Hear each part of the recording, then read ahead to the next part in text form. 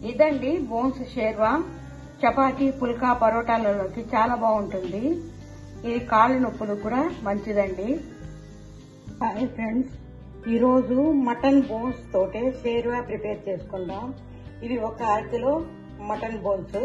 వీటిని శుభ్రంగా కడిగి ఈ విధంగా చితక్కొట్టేసుకోవాలి.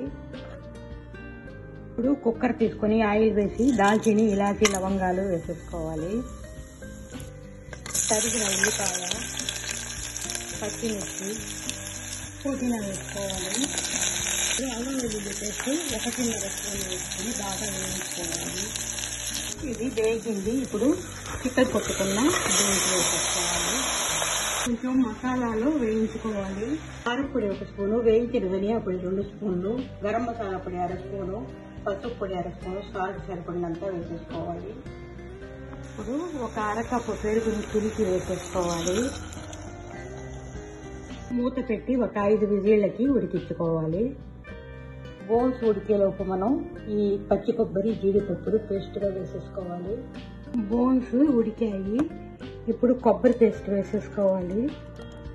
కొద్దిగా నీళ్ళు పోసేసుకోవాలి. షేర్వా పలుచగా ఉండాలండి. ఇప్పుడు మూత పెట్టి ఇంకొక 2 విజిళ్ళకి ఉడికించేసుకోవాలి. అయిపోయిందండి బోన్స్ షేర్వా. చాలా బాగుంటుంది. చపాతీ, పుల్కాలలోకి సూపర్ గా ఉంటుంది. ఇవి కాళ్ళ నొప్పులకు కూడా చాలా మంచిదండి.